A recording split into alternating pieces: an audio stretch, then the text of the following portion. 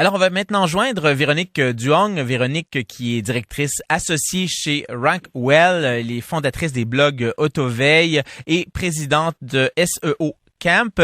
Elle est notamment auteure de livres de référencement sur le web chinois et on la joint en France. Véronique Duong, bonjour. Bonjour à tous. Véronique Duong, j'aimerais commencer par quelque chose de très pratique. Un internaute chinois qui se lève le matin, là, quelle est sa routine sur le web? Qu'est-ce qu'il va faire? Quels sont les sites, les applications qu'il va consulter? Alors, très concrètement, un internaute chinois lambda, dès le matin, quand il se réveille, il va aller consulter son smartphone et regarder son application WeChat. WeChat, c'est vraiment l'application par excellence en ce moment en Chine, car les Chinois font tout dessus. Je pense qu'on n'a pas idée ici en Occident de la polyvalence d'une application comme WeChat. C'est vraiment incroyable. On peut véritablement tout faire. J'étais à Beijing l'automne dernier et des Chinois me disaient on peut sur WeChat commander au supermarché par le truchement de cette application-là. Une demi-heure après, notre commande arrive à la porte chez nous. Ça, c'est pas une légende urbaine, là. Non, ce n'est pas une légende urbaine, c'est vraiment réel. C'est leur vie quotidienne. En fait, ils peuvent commander quelque chose et localement, juste à côté, un shop va les livrer dans les 30 minutes. En Europe ou comme en Amérique, on n'a pas ce type d'application. On a vraiment des applications spécifiques pour chaque chose. Par exemple, WhatsApp pour la messagerie, LinkedIn pour trouver du travail ou voilà avoir un profil professionnel adapté. Mais WeChat, c'est aussi un outil de communication, j'allais dire, utilisé dans le monde du business. C'est-à-dire que, par exemple, les clients et leurs prestataires communiquent ensemble via WeChat et s'envoient des documents de travail comme des contrats, des bons de commande, des factures. On dit que en Chine, les gens sont beaucoup plus tolérants à la publicité. On sait qu'ici, les bloqueurs de publicité sont très populaires. Les gens essaient de s'en prémunir du mieux qu'ils le peuvent. En Chine, la pub, on a beaucoup moins de scrupules par rapport à ça.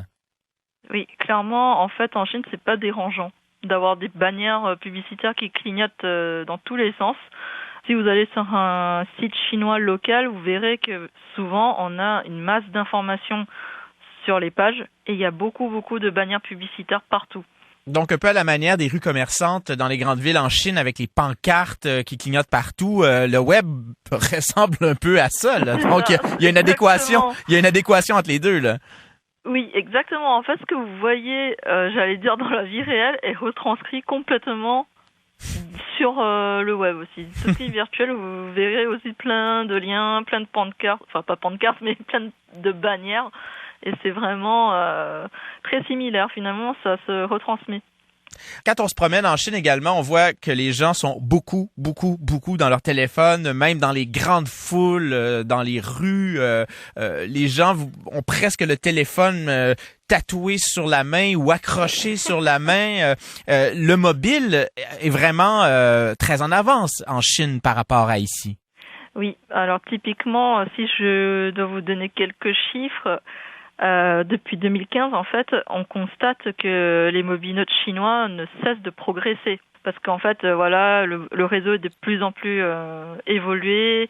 Les portables, les smartphones sont de plus en plus accessibles à tout le monde. Et comme c'est très pratique et ils ont une application comme WeChat qui fait tout, c'est vraiment voilà une croissance assez importante en termes de mobinotes en Chine.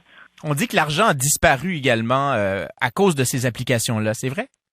C'est vrai, dans le sens où en fait maintenant on peut payer directement avec son smartphone.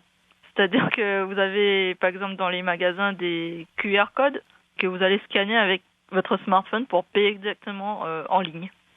Et donc, quand on parle d'argent, on parle évidemment d'argent liquide, là. C'est-à-dire que même pour les petites transactions, on s'achète des trucs à 1 ou 2 dollars et on va payer avec le téléphone. Donc, la monnaie, exactement. L'argent liquide, il est de moins en moins utilisé.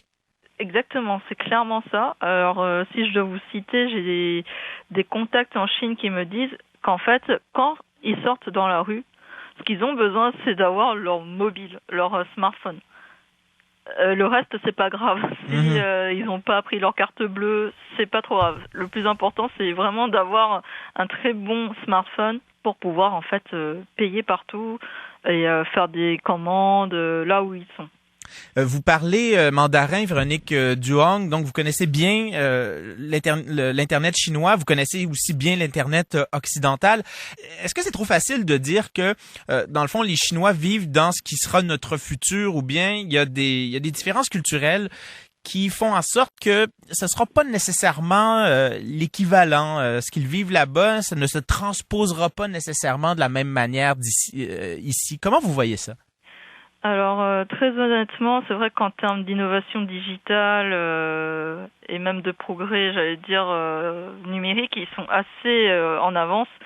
Mais je dirais que culturellement, c'est quand même très différent parce que, juste pour vous citer quelques exemples, là-bas, ils utilisent beaucoup de chiffres pour s'exprimer. Alors, l'exemple le plus connu, c'est le site Alibaba. Nous, on le voit comme Alibaba en lettres latines. Oui. Mais là-bas, le site chinois, le vrai site chinois, ce sont c'est 4 chiffres, c'est 1688.com. Ah oui? Comment ça? Oui. En fait, ça se lit en chinois Ilio Papa et ça sonne comme Alibaba. Donc, on a beaucoup de chiffres en Chine qui veulent dire beaucoup de choses. Mm-hmm. Si on voit des 5 partout, des 555, c'est un peu le son en fait du pleur parce que ça fait ou. Ah ouais, ok. Donc les onomatopées, on va les faire en chiffres. C'est ça, c'est exactement. C'est souvent en chiffres. Ou pour dire que quelqu'un est stupide, idiot, ça sera 87 parce que ça sonne comme le mot stupide et idiot en chinois qui veut dire parti. Les couleurs sont aussi très importantes, hein, et le rapport à la couleur dans les sites, il n'est pas le même qu'ici. Ici, bon, moi je regarde les sites là qui sont très à la mode. On est dans un design qui est très minimaliste. Souvent, on va employer des polices maintenant qui sont très grandes, beaucoup de photos, mais vraiment très léchées. On se croirait presque dans des maisons scandinaves là, dans certains sites ici. La Chine, là, c'est complètement différent. Expliquez-nous à quoi visuellement ce web-là ressemble. Alors, visuellement, un site chinois a beaucoup de couleurs. C'est quand même des sites très complets en liens, c'est-à-dire que vous allez avoir beaucoup de rubriques, beaucoup d'informations.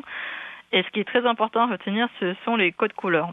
Par exemple, pour nous, le rouge en Occident, c'est pas positif. Par exemple, quand une flèche baisse ou une courbe baisse, nos flèches vont être en rouge. Oui. Là-bas, c'est le contraire. Le rouge, c'est du positif, c'est la couleur du bonheur. Et il faut en mettre partout, le maximum possible, surtout à l'approche du Nouvel An chinois qui est dans 1 mois à peu près. Et du coup, il faut vraiment en mettre partout, mettre du rouge et le vert. Au contraire, c'est négatif. Ah ouais. Quand on a une décroissance, quand ça progresse pas, là, on trouve de la couleur verte pour toutes les choses négatives. Ah ouais. Après, il faut aussi retenir les couleurs noires, blanches, jaunes, notamment à Shanghai, qui représente un peu tout ce qui est lié au deuil, à la mort. C'est vraiment assez différent par rapport à l'Occident. Ouais. En terminant, Véronique Duong, on voit de plus en plus développer des technologies de reconnaissance faciale, notamment grâce à l'intelligence artificielle. En Chine, ces technologies-là ont déjà commencé à servir comme moyen de paiement. Oui, exactement. C'est tellement évolué que on peut payer avec son visage. C'est ça qui est incroyable. Mm-hmm.